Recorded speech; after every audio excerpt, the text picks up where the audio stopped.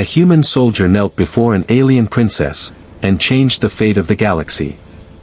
I was taught that kneeling is a language. Among my people, it is spoken only twice in a lifetime, once at birth, when you bow to the world that owns you, and once at death, when the world releases you. To kneel between those moments is unthinkable. It is a weakness. It is surrender. It is a shame.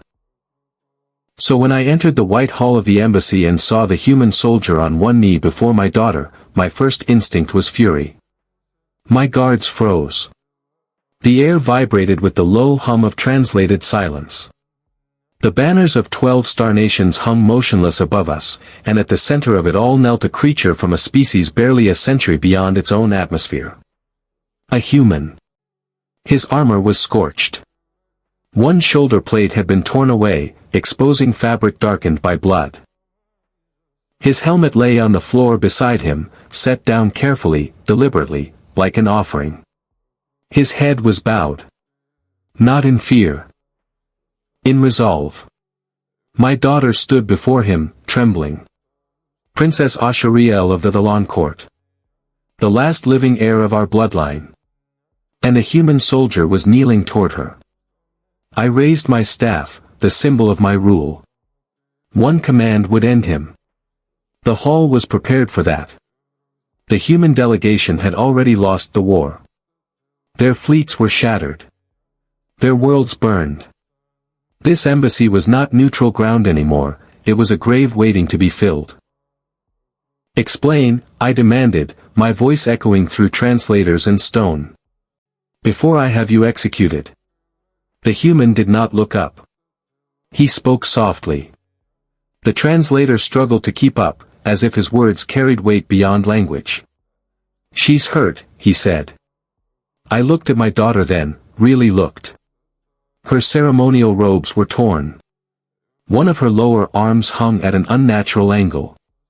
There was blood on the marble floor, not human blood. Thalon blood.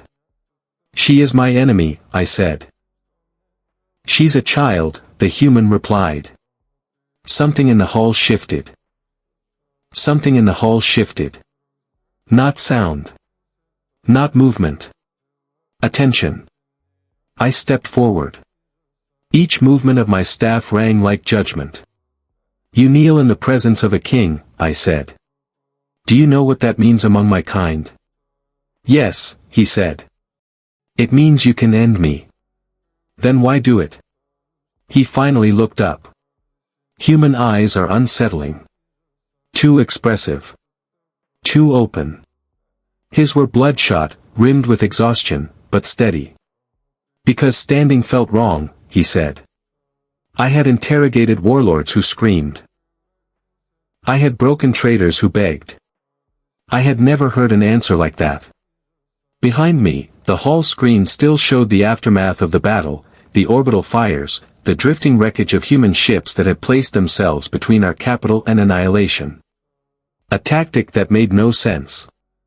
A sacrifice without gain. Your species is finished, I said. Your fleets are gone. Your allies have abandoned you. Why protect her? He swallowed.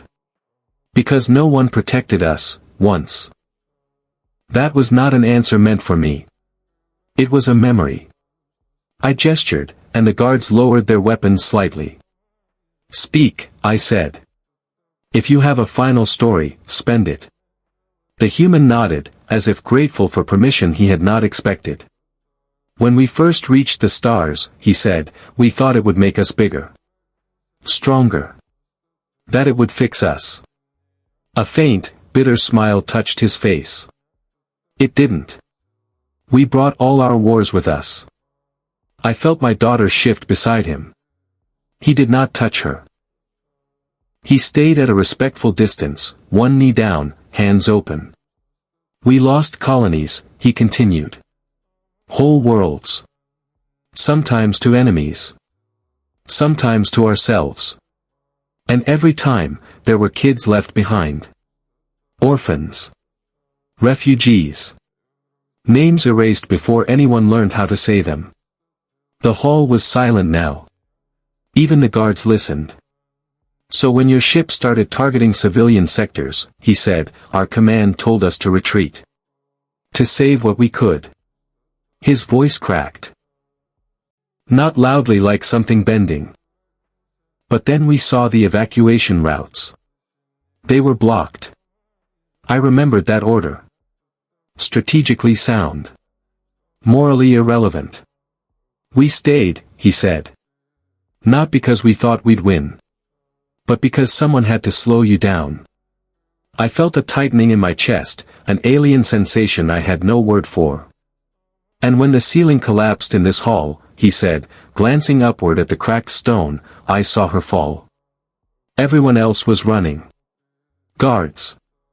Diplomats. Even my own people. He looked at my daughter again. She didn't run, he said. She froze.